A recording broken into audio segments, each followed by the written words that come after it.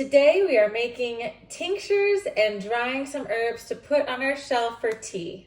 We're going to be using some recently harvested mullein, which is really great for our lymphatic system and for drainage within our respiratory system.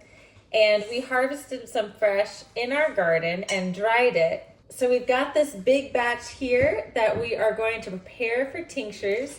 There's two types of tinctures we're going to make, one with alcohol and one an alcohol-free. And we're going to show you exactly how we do it.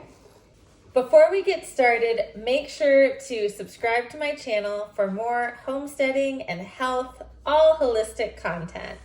So the very first step is we have to prepare our herb, and this has been dried for what felt like months. It was one of those things that we kind of just forgot about. We chopped off the plant, hung it up to dry in our basement, and months later came back and it's now crispy and dry. There's many ways to dry your herbs, but this was a very lazy method. And so then we put it all into this box, and now what we're gonna do is we're gonna cut it up into small pieces to prepare for our jars. I said tea. Tea.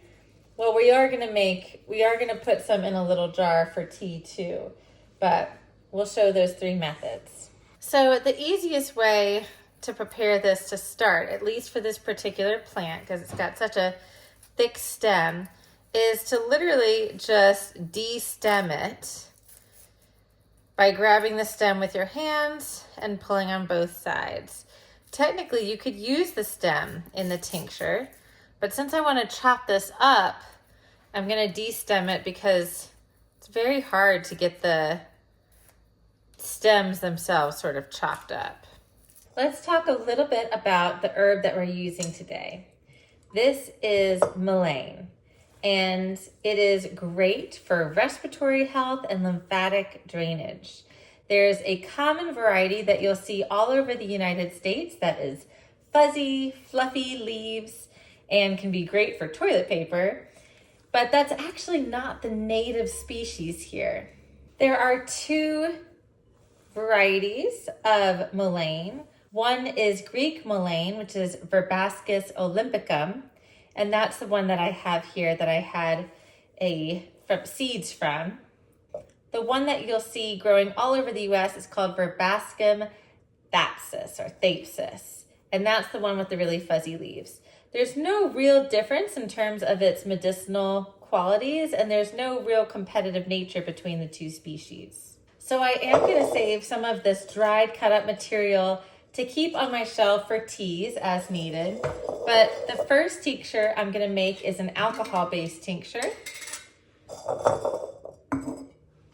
And to do that, I'm going to fill my jar with 1/2 to 3/4 of the dried leaves.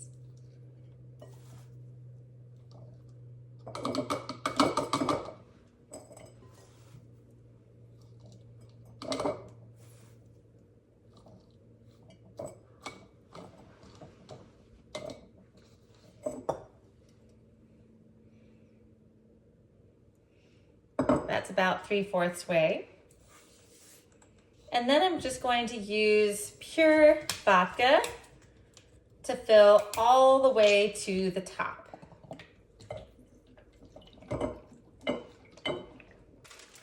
Fill to the top. I'm going to cover it with some parchment paper before I put the lid on. So that way, as I shake it every day and it's going to store on the shelf for 6 to 8 weeks, the lid does not rust. And that's it for this 1/2 gallon of mullein tincture. I'm going to label it here.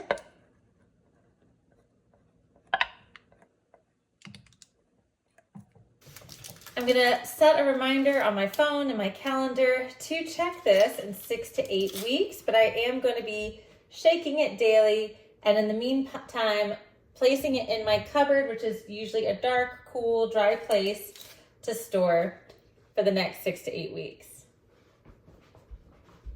The next one I'm gonna make is technically an extraction. It's not a tincture by nature because it is going to be a vegetable glycerin based. You could also call it a glycerite, but this is a great option for if you have children. My daughter will sometimes take the alcohol based as well because it's so small of an amount. But for glycerites, you're going to go about halfway in your jar. Do a little bit more here.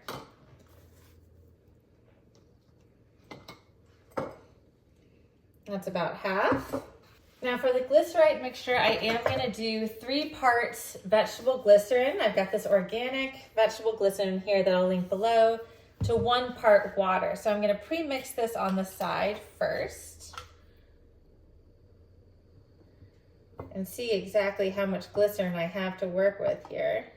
Glycerin is also sweet, so it's usually easier for kids to take their medicine using glycerite because of the sweet nature.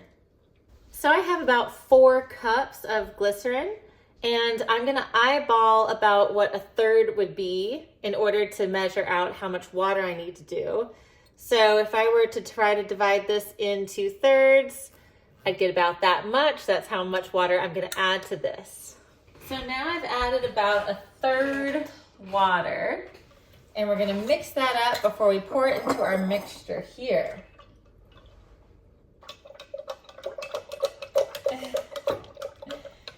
Here, let me shake it real quick. Do you want to lick this because it's real sweet? Okay. It's basically just sugar water.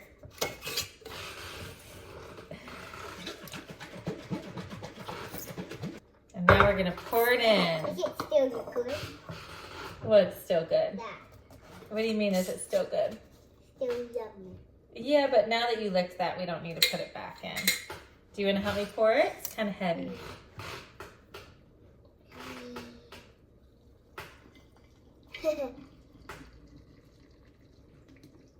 We'll do the same thing that we did for our alcohol-based tincture. We're going to put this little parchment paper over it because this too will sit for 6 to 8 weeks on the shelf, and we don't want our lids to rust.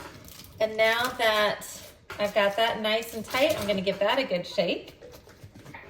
Now we've got our 2 tinctures, alcohol-based and non-alcohol-based, to store in the pantry for 6 to 8 weeks. And then of course we've got an empty jar here that I'm going to fill with mullein, and this we'll use to make teas fresh.